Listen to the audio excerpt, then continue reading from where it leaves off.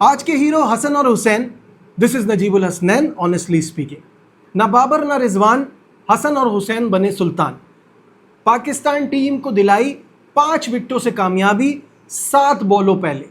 सुनने में लगता है कि मैच आसानी से जीत गए होंगे, लेकिन ये इतना भी इजी नहीं था। तो कुछ नेगेटिव्स कुछ पॉजिटिव्स दोनों पर बात करनी होगी। लेकिन सबसे पहले तो hats off to Hasan Nawaz and Hussain Talat.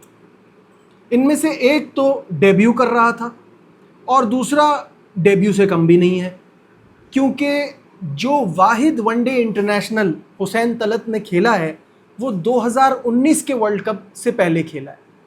That means वो तवील अरसे बाद, सबसे तवील अरसे बाद कमबैक करने वाले पाकिस्तानी खिलाड़ी बन गए। इन दोनों ने इतने प्रेशर गेम में इस सिचुएशन से, वो जो नाउम्मीदी के एक दलदल में पाकिस्तान टीम फंसी हुई थी, ना सिर्फ उसको बाहर निकाला बल्कि जीत दिलाई और एक ऐसा रन चेस किया जो कि वेस्ट इंडीज़ के खिलाफ पाकिस्तान का सबसे बड़ा रन चेस बन गया है। मैं हमेशा कहता हूं कि फॉर्चून फेवर्स द ब्रेव। किस्मत भी बहादुरों का साथ देती है और हसन नवाज ने बहादुरी दिखाई तो किस्मत ने उनका भरपूर साथ दिया। कैसे, मैं आपको बता दूं, क्योंकि कैचेस छूटे उनके। पहला कैच शाय ओप ने 18 रन पे उनका छोड़ा, जो कि काफ़ी मुश्किल था, लेकिन जब वो 49 के इनफरादी स्कोर पर खेल रहे थे उस वक्त गुदाकेश मोती ने उनका कैच छोड़ा, जो कैच मैं समझता हूं 100 में से 99 टाइम्स पकड़ा जाएगा। लेकिन उनकी किस्मत थी, उसी ड्रॉप कैच पे सिंगल लेके हसन नवाज ने अपने 50 मुकम्मल किए और डेब्यू पे 50 करने वाले पाकिस्तान के 14वें खिलाड़ी बन गए। इसके अलावा इन दोनों के बीच में मजमूई जो पार्टनरशिप लगी वो बहुत ही शानदार थी और जितनी इनकी तारीफ की जाए वो कम है। 180 पर पाकिस्तान के 5 खिलाड़ी आउट थे। कौन कौन? साइम अयूब, अब्दुल्ला शफीक, बाबर आजम, सलमान अली आगा और मोहम्मद रिजवान। ये पांचों खिलाड़ी आउट थे और ऐसा लग रहा था कि अब पाकिस्तान का जो है ना वो जीतना बड़ा मुश्किल हो गया है। और फिर वही जो हमें लगता है ना कि अब इनसे भी नहीं जीतेंगे तो किससे जीतेंगे, वो वाली पोजीशन में पाकिस्तान टीम आ गई थी। हसन नवाज ने शुरू में थोड़ा फंसा खेले। 16 गेंदें उन्होंने खेली थी और सिर्फ 5 रन किए थे। उसके बाद उन्होंने रोस्टन चेस उन पर हावी आ रहे थे तो दिल बड़ा किया और छक्का मारा और उस छक्के से अपनी वनडे इंटरनेशनल क्रिकेट में आमद का सारी दुनिया को बता दिया। खैर, फिर दोनों बल्लेबाज बड़ी पॉजिटिव अप्रोच से खेले। एक तवील अरसे बाद हमें मिडिल ऑर्डर में ये मैच जिताया है। मुझे ऐसा लगता है कि पाकिस्तान टीम ने बहुत सारी गलतियां भी की हैं। ऑल्दो इन दोनों ने जो है वो आखिर में जाके बड़ा पॉजिटिव खेला, अपनी अप्रोच बड़ी पॉजिटिव रखी। 48 ओवर में 15 रन्स लेकर हुसैन तलत ने मैच को सील कर दिया था। फिर जो शमार जोसेफ को सीधा छक्का लगाया हसन नवाज ने, ये इस मैच का मेरा फेवरेट शॉट था। उसके बाद फिर जीत बड़ी आसान हो गई। अच्छी बात यह है कि हम बहुत ज़्यादा डिपेंड करते हैं बाबर और रिजवान पे। उनके रन्स तो बने, उन्होंने अच्छी इनिंग खेली। वो जो एक प्रेशर था इतने तवील अरसे बाद इंटरनेशनल क्रिकेट खेलने का, वो भी रिलीज़ हुआ होगा। लेकिन जीत आपको दिलाई आपके यंगस्टर्स ने। प्रॉब्लम यह कि बाबर और रिजवान जिस जगह आउट हुए वहाँ टीम मुश्किल में आ गई थी। बाबर ने 47 रन्स की इनिंग खेली और अपने नेचर से अगेंस्ट जाकर वो बाहर निकलकर मारने की कोशिश कर रहे थे तो स्टंप हो गए। और मोहम्मद रिजवान को एक तेज़ बॉल अंदर आया, पैड पर खा गए, तो शमार जोसेफ की बॉल, तो वो LBW हो गए। तो ये तो हमारी बैटिंग की दास्तान रही। हमने बहुत सारी बैटिंग भर ली है और वो जो आपको माइंडसेट है ना माइक हैसन का, वो इसमें नज़र आता है कि इतनी लंबी बैटिंग कर ली है, आधा तीतर आधा बटेर वाले बहुत सारे प्लेयर्स हो गए हैं, जिसकी वजह से it's somewhat redundant to have Hussain Talat and Faheem Ashraf in the same team. ये आपको हर बार नहीं होगा कि ये आपको ऐसी पार्टनरशिप करके मैच जिता के देंगे। आपको अपनी बॉलिंग को मजबूत करना होगा। जहाँ तक बॉलिंग की बात है तो आ जाइए, उस पर आ जाते हैं। 280 रन बनना ये थोड़ा लम्हा फिक्रिया है, क्योंकि मैंने ये तो कहा था कि यहाँ पे डोमेस्टिक मैचेस हुए हैं 11, एवरेज वहाँ का 270 है। लेकिन प्रॉब्लम ये है कि आपने वेस्ट इंडीज़ को 40 ओवर में बिल्कुल गुद्दी से पकड़ के रखा हुआ था। उनका स्कोर था 196 फॉर 4, तो अगले 9 ओवर में वो 84 रन कर जाते हैं। इतने रन्स कैसे लीक हो गए?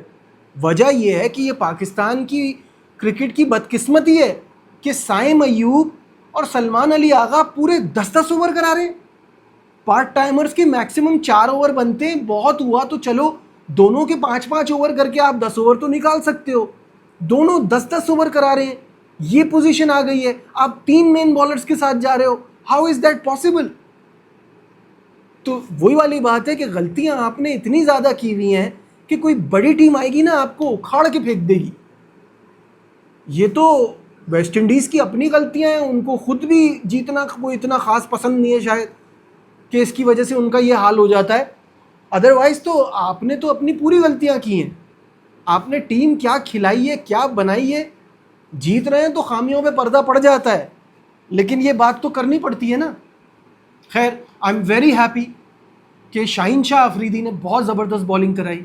शाहीन ने 4 खिलाड़ियों को आउट किया और एक ज़बरदस्त रिकॉर्ड भी अपने नाम किया।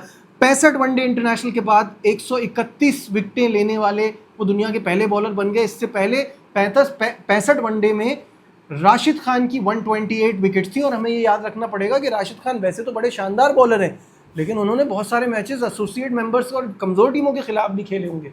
तो शाहीन को ये क्रेडिट जाता है, और शाहीन की बॉलिंग परफॉर्मेंस से ना एक उम्मीद मिलती है आने वाले गेम्स के लिए, जब आप बड़ी टीमों से खेलेंगे। ऑल्दो विकेटें तो नसीम ने भी ली, लेकिन उसकी बॉलिंग में वो वाली फड़क नज़र नहीं आ रही जिसके लिए वो मशहूर है। अभी उन पे और काम करना होगा। यहाँ तो आप बहुत अच्छा टॉस जीत गए कि यहाँ पे एक तो ये वनडे का नया रूल 34 ओवर्स के बाद जो है वो एक ही बॉल इस्तेमाल होने वाला, उससे भी आपको थोड़ा फ़ायदा हुआ। और दूसरा, इतनी ज़्यादा ड्यू थी कि बल्लेबाजों को इसका पूरा फ़ायदा उठाने का मौका मिला। तो ये सब तो है। फिर मैं वही बात कहूँगा, खामियों पे पर्दा पड़ रहा है ना, तो पर्दा रहने ही देते हैं, क्योंकि मुझे ये बहुत सारी चीज़ों में ना लॉजिक नहीं समझ में आ रही है कि आप क्या सोच रहे हो। आपने इतनी लंबी बैटिंग का करना क्या है, और आपकी बॉलिंग इतनी कमज़ोर क्यों हो गई है इसके बाद। अभी यहाँ पे पूरा ऑप्शन है, बनता है कि आप फ़हीम अशरफ को बिठाकर या तो मोहम्मद हारिस को खिला सकते हैं, हारिस रऊफ़ को खिला सकते हैं, या आप हसन अली को खिला सकते हैं। मुझे तो ये भी समझ में नहीं आता कि अबरार अपनी पिछली कुछ जो लास्ट उनके वनडेज़ उठा के देख ले, तो जो उनकी परफॉर्मेंस है उसके बाद वो कैसे बाहर बैठ सकता है बंदा। क्या माइक हैसन को वो पसंद नहीं है? आपकी बहुत सारी चीज़ें ना बिल्कुल समझ नहीं आ रही, क्योंकि हमने एक वक्त इतना इन्वेस्ट किया इरफान खान नियाज़ी पे, कामरान गुलाम पे, तैयब ताहिर पे, वो सब कहाँ गए? जब आपने आधा तीतर आधा बटेर पे ही आना था, तो ये सारे प्लेयर्स कहाँ गए जिन पे इतना टाइम लगाया? सुफियान मुकीम के ओवर इतने एंड में जाके ख़त्म किए। वो तो बंदा आता है और आके अपने ओवर जल्दी जल्दी निपटा के चले जाता है। उसका आखिरी ओवर शायद 42nd 43rd ओवर में पूरा हुआ है। तो आप इतनी कमज़ोर टीम के ख़िलाफ़ खेल रहे हैं तो आपको ये जीत मिल रही है। अगर टफ़ ऑपोजिशंस होंगी ना, तो वो आपको ऐसे मौके नहीं देंगी। ये पाकिस्तान को सोचना है। But at the end of the day आपने कामयाबी हासिल की पहले गेम में, तो इसको एंजॉय करते हैं, लेकिन अपनी गलतियों से सीखें और वेस्ट इंडीज़ को यहाँ उठने का दोबारा मौका ना दें। क्योंकि मैंने पहले भी कहा था, इस सीरीज़ में आपके पास खोने को बहुत कुछ है, पाने को कुछ भी नहीं है। तो जीतना आपके लिए बहुत ज़रूरी है। वीडियो कैसी लगी कमेंट्स में ज़रूर बताइएगा। लाइक शेयर सब्सक्राइब देखते रहिए नजीबुल हसनैन ऑनेस्टली स्पीकिंग।